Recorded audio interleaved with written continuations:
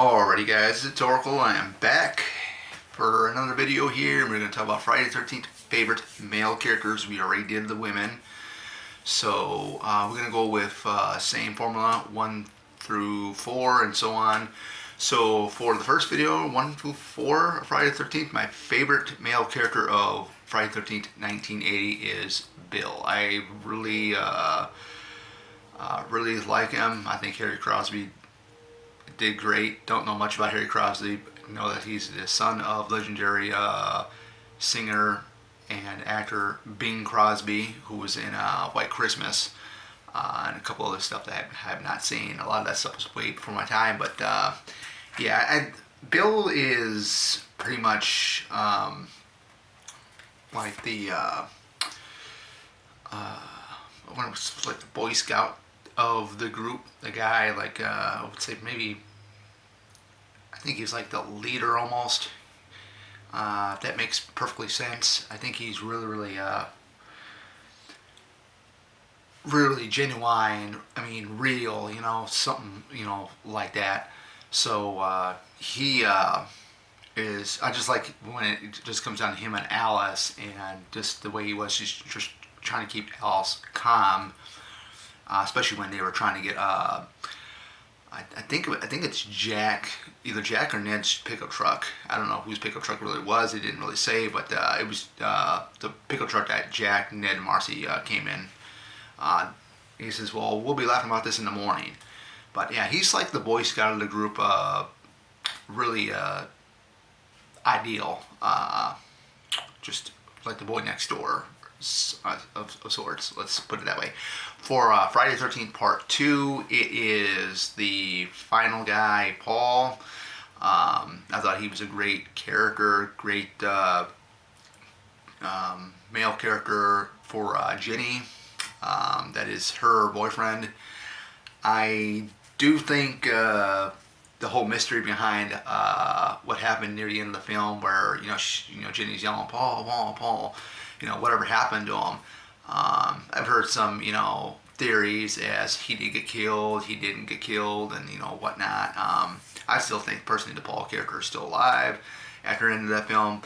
I think he's very strong, and he is and the first one, this is, Jason first starting out as a killer, but he went, head to head, toe to toe with him, and, some of the scenes are pretty funny. I like this part where he's basically with a cop that caught Jeff and Sandra going off into Crystal Lake, and the way the cop says, I might as well get a warrant against you," and then he's like, "Oh, really?" And I kind of like how he handled that. I mean, Paul can back it up. It's what I like about him. So for my number 3, it was kind of a tough one. But we're going to go with Shelley, the prankster. I really like the character. Larry Zerner doing a great job. He's an entertainment lawyer right now. And I just think Larry was pretty much had some of the most standout moments in the film. I love the film. I love the part where him and Vera are at the supermarket. They meet up with the motorcycle gang, Ali, Loco, and Fox. The whole conversation with him and Ali when he backs into the motorcycles with the Volkswagen. I believe that's the Volkswagen, it's a buggy. That's what I call it. "You went too far this time," and he was explaining that to Vera and everything else, and just he's very sensitive. I know he's trying to get Vera to like him, and he does all these pranks and stuff, and definitely, I mean, he's, when you think of Part 3, you think of him, you think of, Richard Brooker as Jason. I think Richard Brooker is one of the greatest Jasons ever were, the hockey mask. It's just, one of those things, but yeah. So we're going to go with number 4, and I really like this guy. I love it, and you're gonna know who I'm talking about. We're going to talk about You Can't Get Enough of Those Dance Moves. And what am I speaking of is Jimbo, Crispin Glover's character in Friday the 13th, the final chapter. I can really kind of maybe relate to him because he gets picked on by Teddy a lot in the film, and he calls him a dead fuck and everything else, and when they meet up with Tina and Terry. I think it's Tina and Terry Moore. I know those are the actresses those are the twins that play, but their names are. Let me see here. I got the list here. See, now I'm starting to forget a little bit. Let me see here. Tina and Terry, the twins from part 4. When they meet up with them, I can't distinguish both of them apart. But whoever it is, whether it's Tina or Terry, that's with Jimbo. I thought it was a really, really cool moment because she tells him that he's incredible. You know what I really think. You're incredible.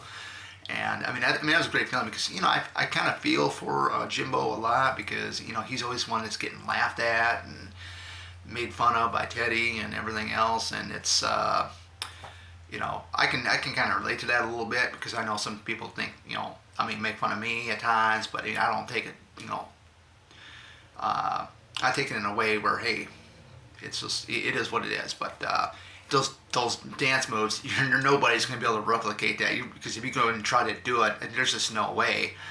You'd have to pause frame by frame in order to figure out how it was done.